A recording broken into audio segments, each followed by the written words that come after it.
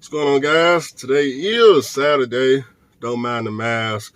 I was just underneath the truck. I finally found it.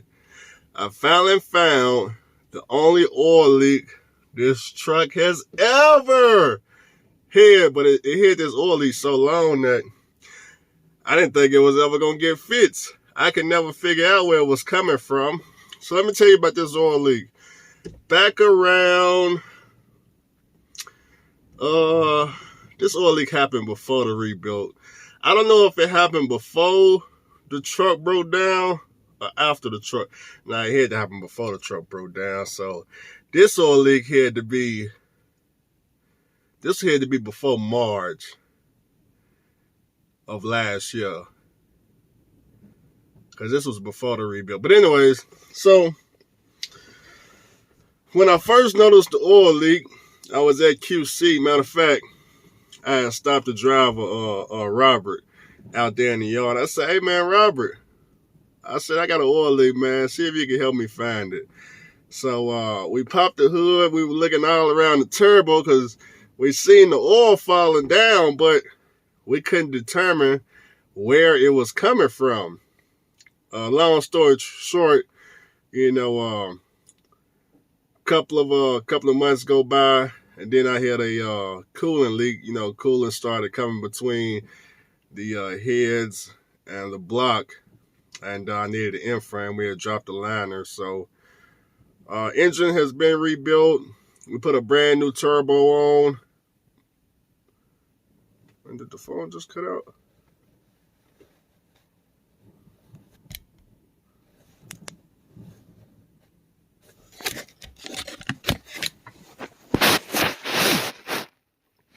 Oh, it's still going. Man, I hate don't you hate when the phone get 5% and the shit just go dim for no reason? They need to fix that. Now I can't even brighten the screen up. But I see it's still recording though.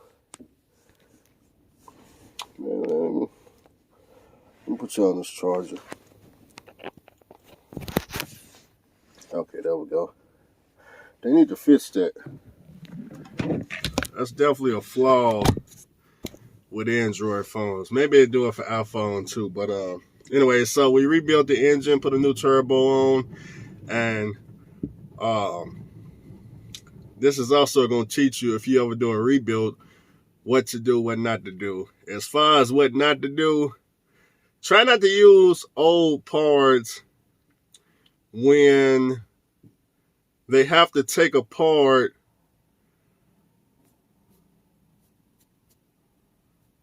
the old parts. So, for example, in order to rebuild my engine, they got to take off the turbo. They got to take the whole right side of the engine off, right? So if they got to take it off, go ahead and replace everything that you can. For example, I went on and replaced my turbo, but I didn't replace the hoses that was running or that connects to the turbo. I didn't replace those because I didn't know any better. I just put the old one. Well, I didn't put them back on, but I was at the mechanics, just put the old parts back on. And some of the coolant lines we did replace. We didn't replace all of them, but we did replace some of them. One of the guys, no, not one of the guys, but my friend that gave me the secret shop, he did tell me after the rebuild that I would have to replace a couple of clamps and hoses and little parts here and there after the rebuild, just old parts. He did tell me that, and I did have to replace a clamp. One of the clamps around the turbo had to be replaced. They just put the clamp on old, and it just didn't have that tightness no more. So the bolts, the vibration, knocked all that stuff loose. But we got a brand new clamp on there now, and we got a hose right now that's leaking. One of the old hoses that been on here, been leaking. It's been leaking. It's just, like I said, I didn't know where it was coming from. I just figured after the rebuild, it wouldn't be an issue. But it wasn't leaking as bad before, though. Back when I first noticed it last year, it wasn't leaking as bad. But obviously, over time, it got worse. Obviously, because I guess whatever the tiny little hole is that it's got, it's just growing in size or cracking. It's a steel part, so it's just like the cooling tank. The cooling tank, it was leaking a little bit. When I first noticed it, it was leaking a little bit. I put a little JB Weld on. Put a little bit of JB Weld on. And the coolant started to go through the JB Weld. I packed it a lot.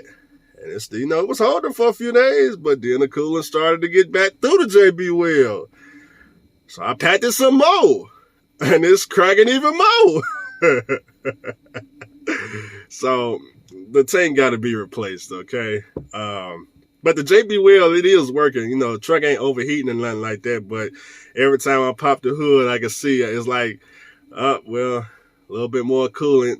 You can see the coolant start to come back through the JB Weld. So it's just parts need to be changed over time. So my advice would be, if you ever get an old truck and you rebuild it, or if you don't rebuild it, just go ahead and replace the old lines, replace the gaskets. Try not to use old parts.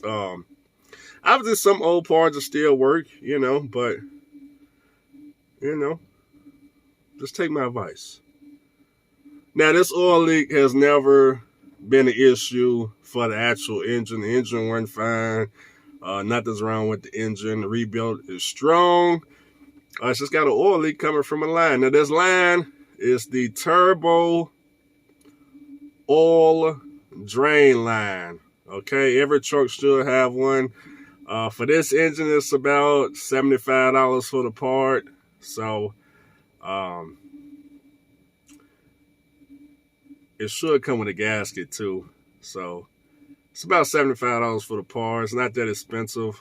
As far as labor, I don't know if they got to take the turbo off or not. But let's just say they got to take the turbo off. At that point, if you needed a new turbo, go ahead and put one on. My turbo is brand new. It's still under warranty. So, no need for all that. But let me go ahead and start the truck up. And since I located, now how did I locate this oil leak? Once I originally seen that car wash, I've been knowing I had this leak. I just never told y'all. I've been knowing I had the leak though.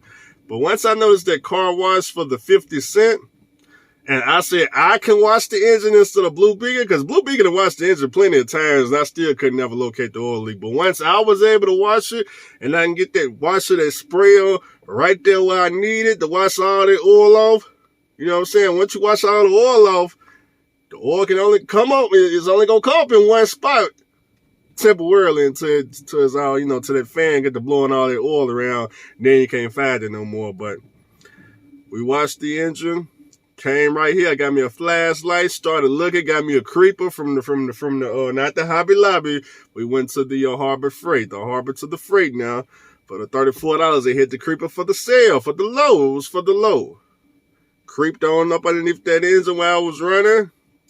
Started moving some wires with the flashlight. And I noticed where it was leaking from. Now, I ain't going to show y'all from underneath the truck, but I'm going to show y'all from above the truck. And y'all can see it leaking straight down from the line, okay? And I would say it's a pretty good size leak now that it done, grew over time. But like I said, it's, as long as I keep oil in the engine, it doesn't affect the performance of the engine. The rebuild works great. I done made all my money back off of it. Truck runs fine, with or without the leak. There is no coolant leaks, just this tiny oil leak. Other than that, there will be a coolant leak though if that tank don't get replaced. It's gonna bust open. But other than that, there's one more thing I wanted to tell y'all. So, why didn't I put the truck in the shop and tell the mechanic, hey, I got an oil leak, you find it? You know why? Because they're going to get to taking stuff apart, charge you diagnostic fees.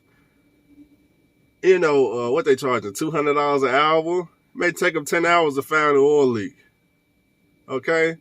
Versus now that I know where the oil leak is coming from, I'm walking there, hey, how much is it to replace the turbo oil drain line? And we can do that for $100. Oh, okay, much better, much better. Or either they'll say something like, that's a 1 hour charge or a half hour, much better. You gotta be direct. So when I go into the shop, turbo oil drain line, coolant tank, AC condenser, go ahead and get it all done at once. Replace them shots back there. And then we'll be up and running. Then I can put a driver in this truck. A lot of y'all want to know, hey, Andrew, why you didn't put your friend in this truck? Because I knew I had the oil leak. And new drivers don't know how to deal with something like that, They're going to be worrying about the scale house. And, man, if I get pulled over, it's not DOT this, it's not DOT that, it's not this, that, truck fail inspection. It ain't worth it. It ain't worth it.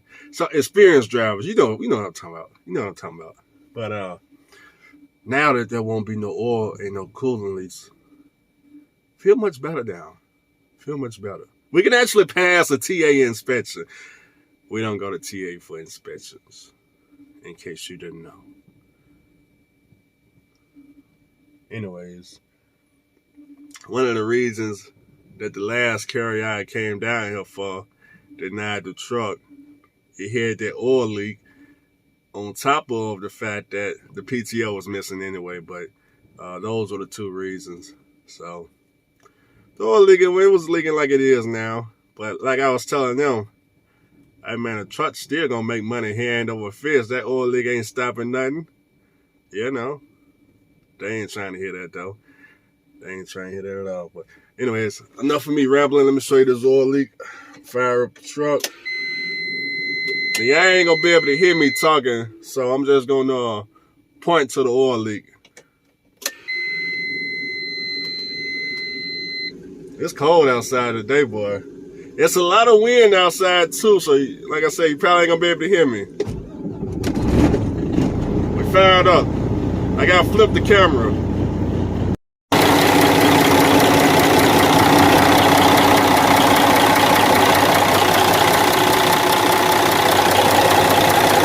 It's a turbo. See this line right here? See right here?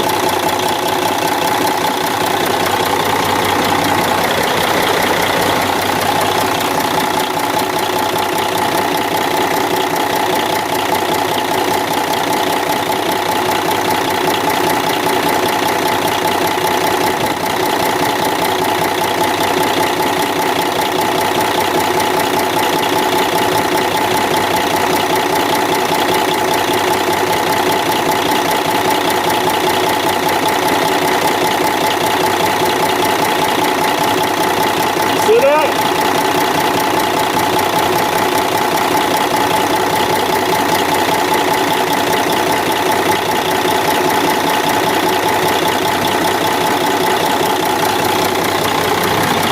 Good. Bring it straight down.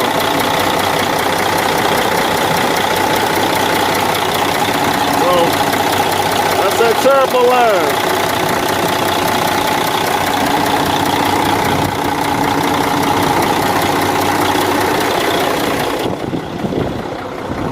So, I don't know if y'all can see it or not.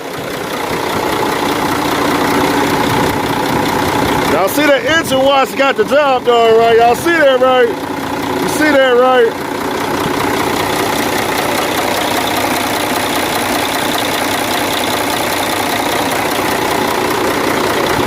Look at that. Look at that. That's an engine wash. No oil leak on this side.